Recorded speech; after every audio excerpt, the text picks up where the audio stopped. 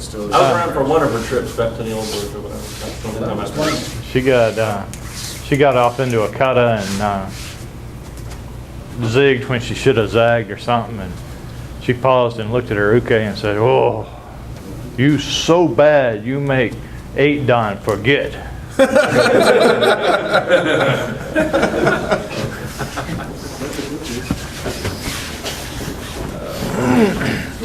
Thank y'all for playing with me. All right. Get into bondage today. That's right. Go kata is all reruns.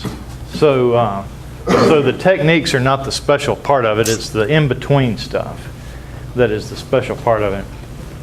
And what is in between the techniques is the connection and the relationship between uke and tori. All right. So I figured we would practice some interesting ukemi exercises to do a little bit of warm up here. That they not only warm you up with respect to the ukemi, but they illustrate this connection bit. So here y'all can be partners. Your first exercise is to hold hands. One of you lies down or takes a back fall. Sit down. Back fall, like your regular back fall.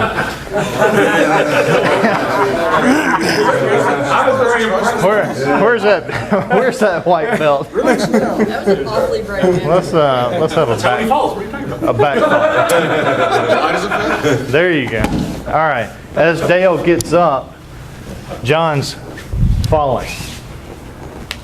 Pulls back up. Get up.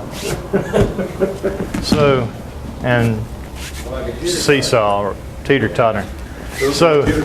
So both of them are not standing at the same time, and both of them are not on their butts at the same time. Find you a partner and practice 10 or 12 of these on each side. Don't wear yourself out. Work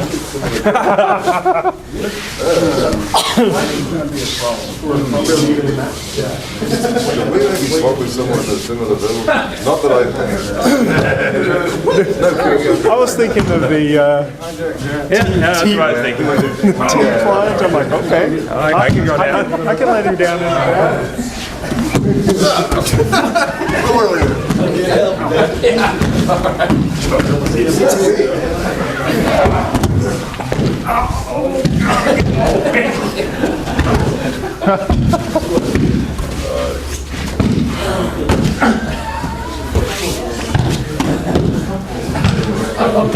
Don't tear yourself up with the warm-up exercise. So, to me, this exercise kind of looks like go kata because the guy on the ground is getting up immediately. This guy is getting up immediately, and there's an explicit connection between them, right? So if we do some yan kata or go kata something, and he lays down, right? There's still a connection between us. I'm not going to walk off and find my starting point again because we're still connected, right? And that's illustrated by the hand grip here. All right, I'm not going to chop you. All right, your next warm-up exercise is to take one of these and fold it 2 or 3 times so that you have a fairly short rope. And here, get on your knee there. And we're both going to forward roll this direction.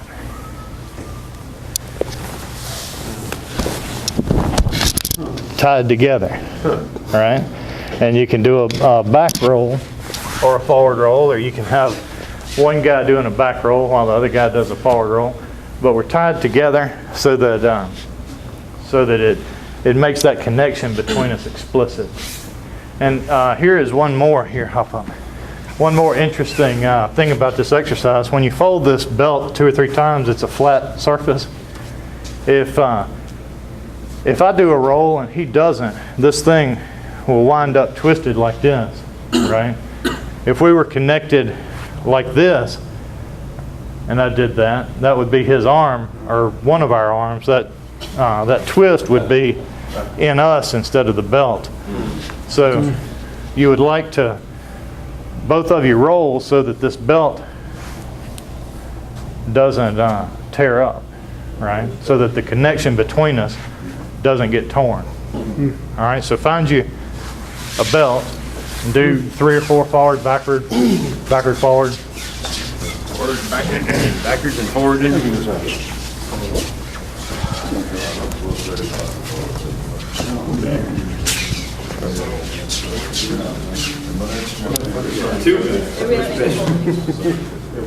Y'all are twice as good. Good point. Think about it.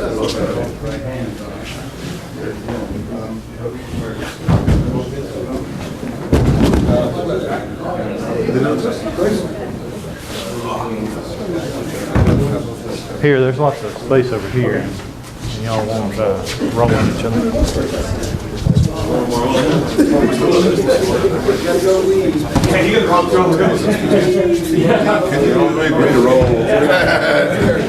So it points out some interesting things about your ukemi when you're tied to somebody else while you're falling.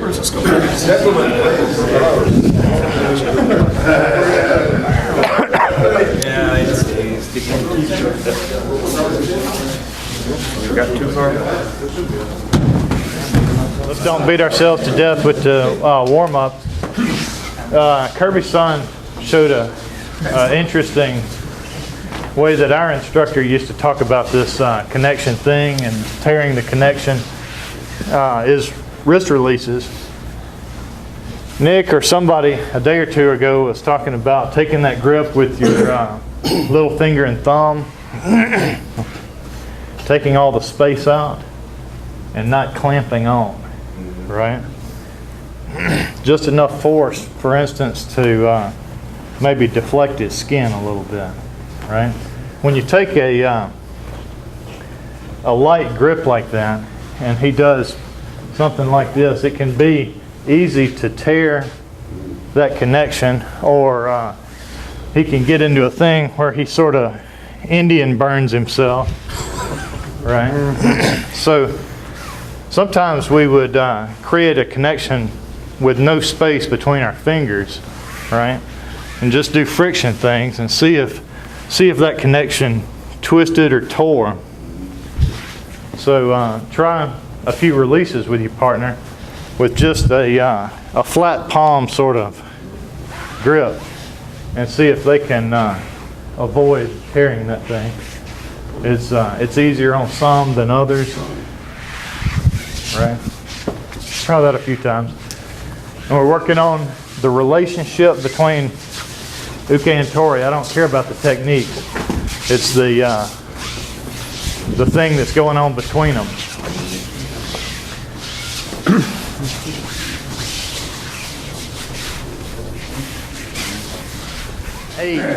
Trying not to let that connection tear or slip. 6 and 8 are the tough ones.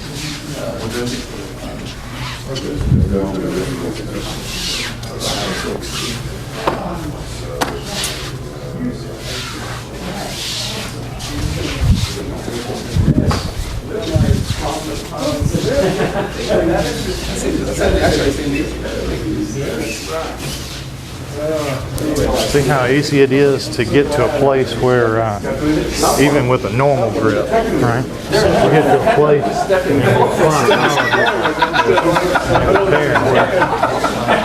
this sort of exercise shows you where the end of that thing is. It's around there somewhere instead of over here.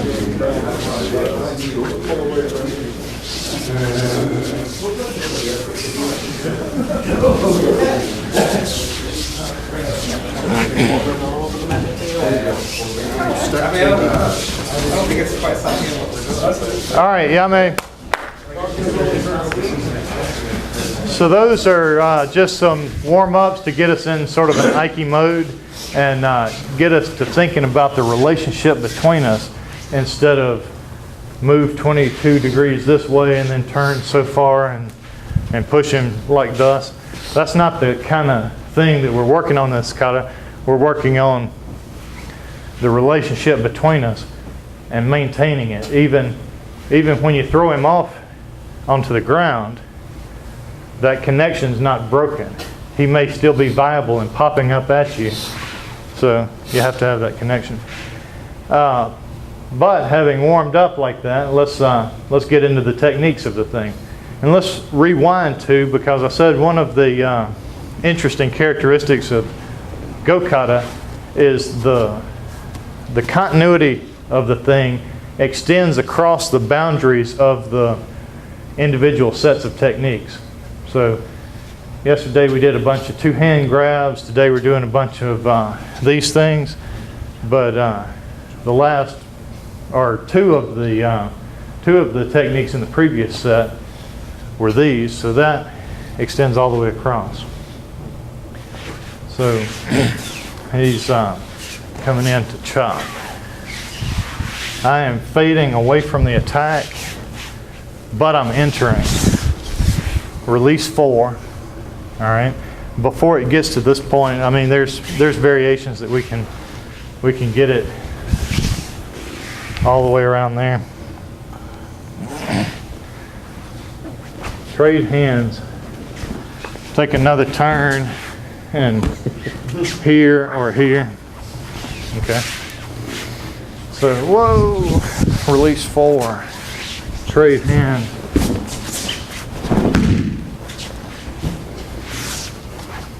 Play that one, please.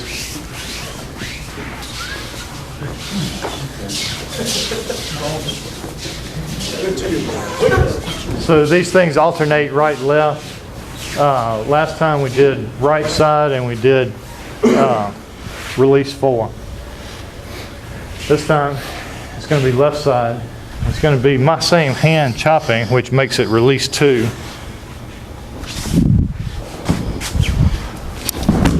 All right, so it's the same thing we just did, except it's because of the different relationship.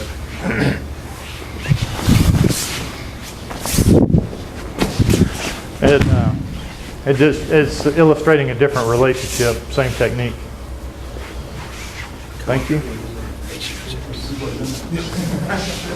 Yeah, I think we were doing this side here rather than this side here. I guess we'll do that one now. Do the other one or alternate them?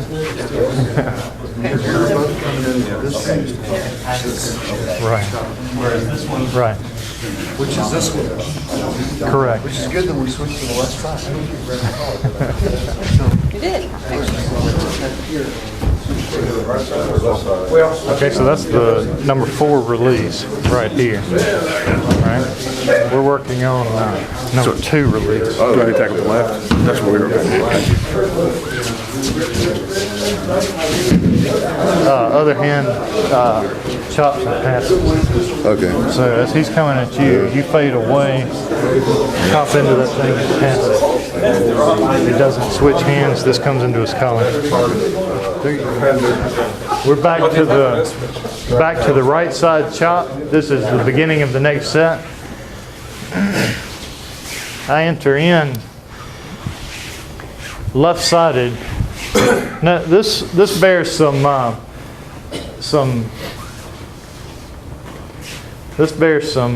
looking at. This is a sort of a meta technique here. All right. All right. The way that I step in and intercept this thing. Right.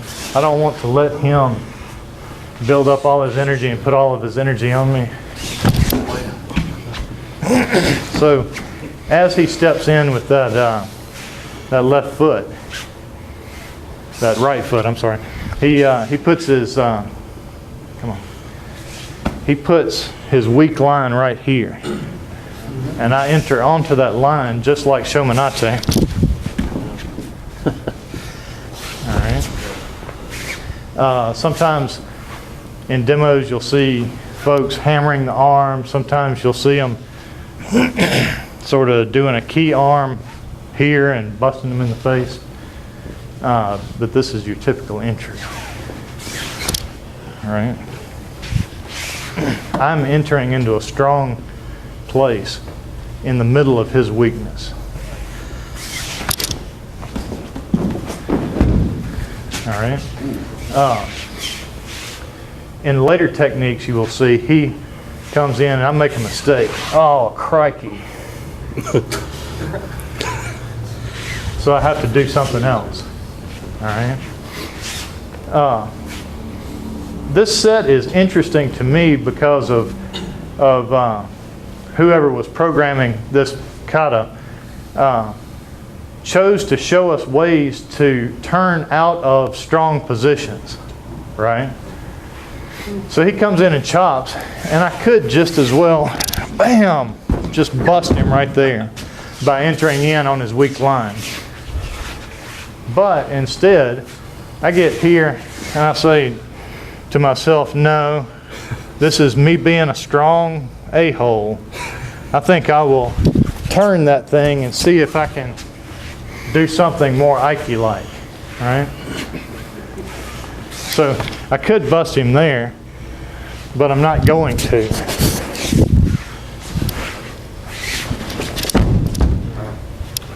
All right.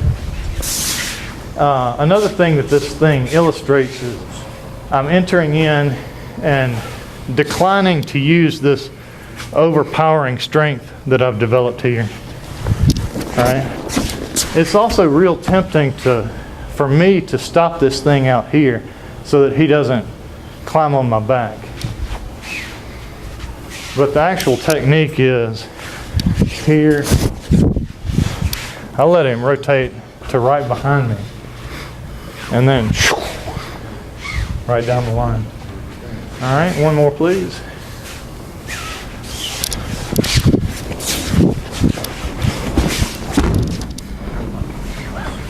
All right. Thank you. Play that, please.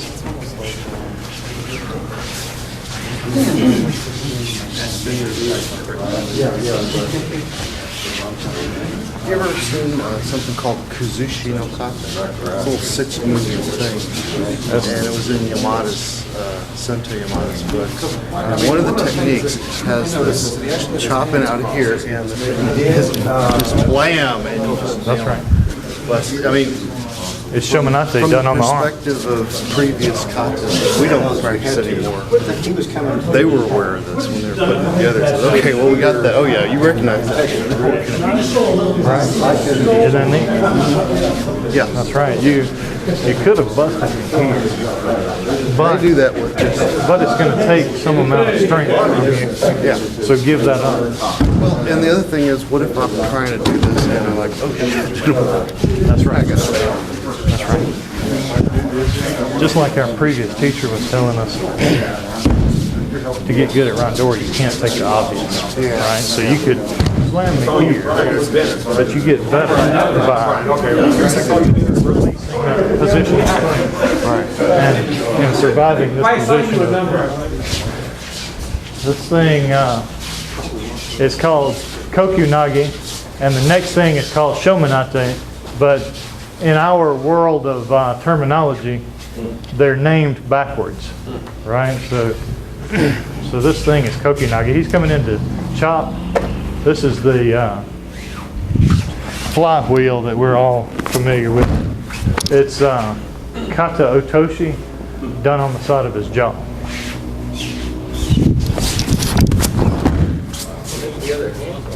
That's the next.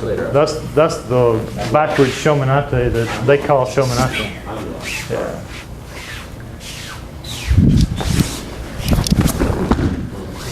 All right. As I get in contact with him and his momentum's coming this way, this leg slings behind me and creates this flywheel that projects him tangential to it. All right, play that.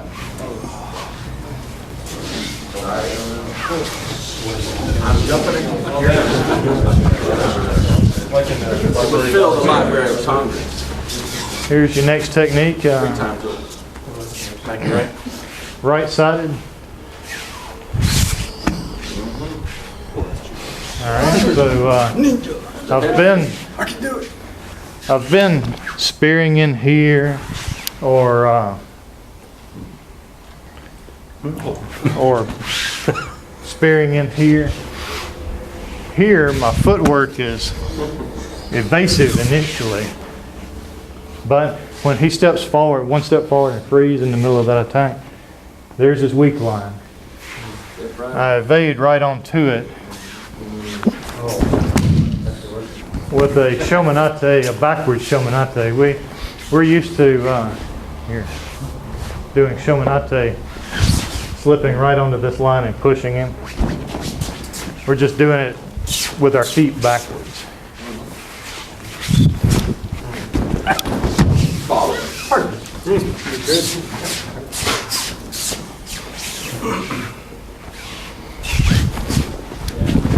There it is. If you get too evasive here, you lose the go kata in this thing, and he will spin around you and go over there. Right? So I enter into this thing. Right? Play that thing and see how you like it. Are you actually leaning forward here a little bit, or are you just? Yeah. You know, Jack was talking a day or two ago about trust the kamae and get your stick out there and occupy the space where his eyeball has got to be in order for him to hit you. Come over here, Chris, please. All right, he steps in and chops me in the head, right, and he freezes for a second. Now come over here and be the head marker. You stand back here. And this is where his head is, right? And he steps back there and he comes in to chop me. And you beat his head to getting into that position. I set up a structure where he has to come forward 2 or 3 inches to be able to chop me good, right? But I'm not going to let him have that space. That's my space now. So it's the same thing that Jack was doing with the stick. He was putting the end of the stick right here. And not letting you have that space and trusting, well, if I'm in a better position, trusting that he can't get to me unless he gets his head over here. Right? The next technique is super fun. even funner than fun, right? Because it's got a stupid human trick associated with it. Right? A while ago, a day or two ago, when we were doing this thing, he stepped in, I stepped in, I lost my mind, like, oh, and I dived at his knee. Here, he gets ready to chop at me, so I do this, right? He's used to me slamming into him, and whatever he does to me, I do to him.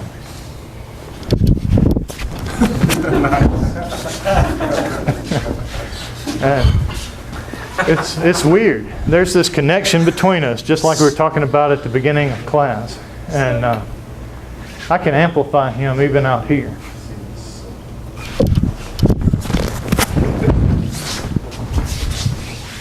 All right. So what does that do to you when you get ready to drop on me and I get ready to drop on you? I mean, yeah, it's quite bizarre. There's a slight moment of hesitation, a slight mental balance break, really, about the only way I can describe, just for a split second. yeah. But then I'm also preparing, okay, once I've adjusted to that, I've accepted that, okay, maybe we might just... Damn, and you can and win. then it's not there. Right. I remember maybe as an example, one time when I was first taking Aikido, I was going around trying to do everything, same hand, same foot. And I would get the milk out of the fridge, and I would put the milk on the...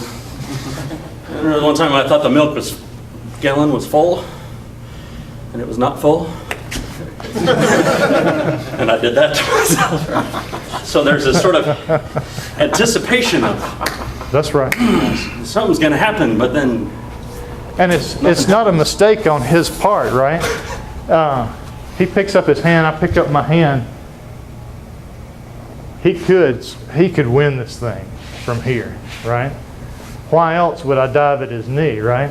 If I could smash through him and take control of this thing, then I might as well do that, right? But Don't want to tie. I don't want to tie, but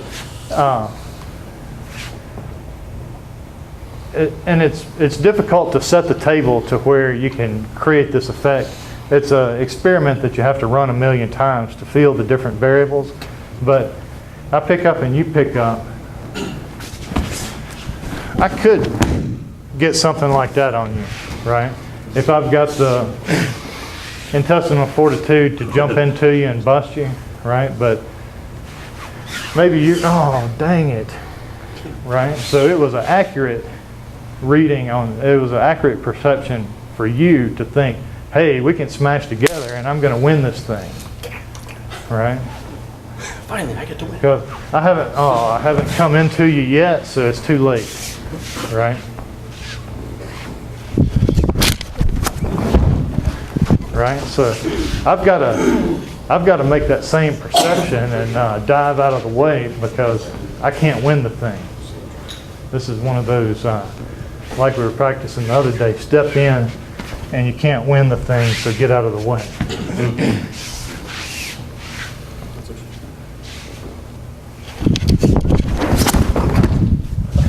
All right.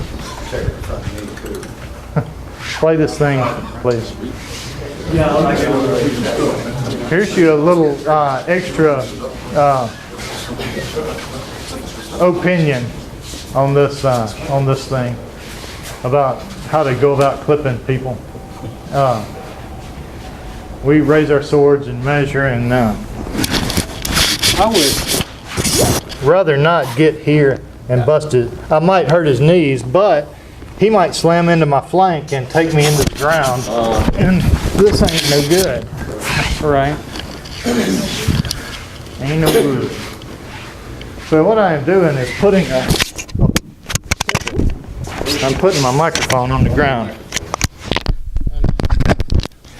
I'm putting a pivot outside here, clipping him with my hip as I go away. And when I do that, because my pivot foot, my weighted foot is outside over here, if he does slam into me, he just knocks me off here. All right? He knocks me off into that sprint that I was trying to do anyway.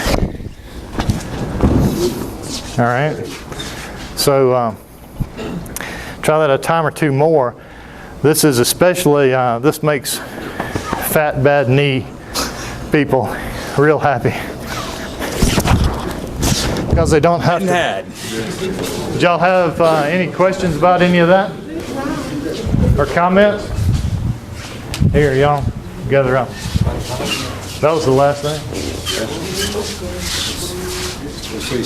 Right? Or was there another? Run through them. There is another. The Hickey. Reminded him, oh, didn't you want to give us homework? Yeah, sorry. We'll see you after class. Very last one. You have to come back next time for that one. That's right. You know how this each section spills over into the next one? Well, this is spilling over next year. Yes. All right, so he chops me, and I step in to meet this thing, but I'm getting crushed by it. There's this thing in Jodo where you push the guy back several steps, here, and your feet come together and you switch. It's the same thing. We bang together. I'm getting crushed. My feet come together, and it's right there. All right, so I'm like, oh, crikey. All right. You guys are wanting to do that, right? So it's here, More times. and I'm like, oh, no. Okay. Right, so I set up to chop into his structure, but there's too much slack between us, so he's going to slam into my structure and bust me, right? I change structures and let him slam into me. All right. Play that. Since you reminded me. These are like failures. That second foot has to come up. Is that because if you move one foot, you have to move the other? Or Yeah, why, check why this don't out. you just change, Here, knock into leave me. that foot back? I have to disrupt your timing and your spacing, right? If I let you build up all this, you're gonna bust, right?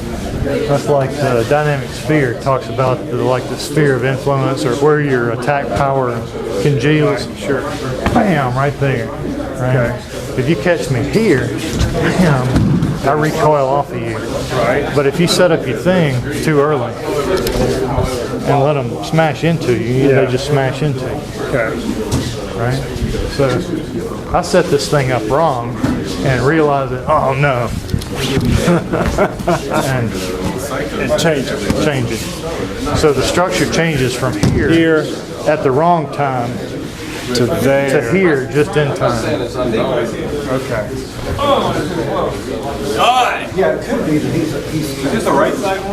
Yes.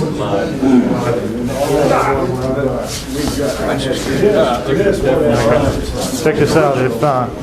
If you're gonna chop into me, if I just cover up and wait, you're gonna smash me. Right? If I'm gonna if I get this thing, I win. Right? So this is another one of those perceived, oh man, I got busted. Right? So change. If I set up early with some slack and here freeze, and I realize that there's too much slack for me to put the key on him, right? I've got some amount of time to change my feet so that when he hits me, I'm in the right structure to receive it. Faking him out. You could be faking him out, or you could be making a mistake. Like, oh, I can't get him from there.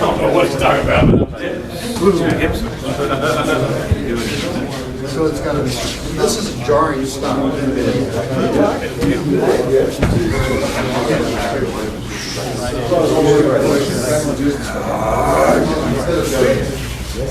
If you let him knock into you, you've lost all the slack.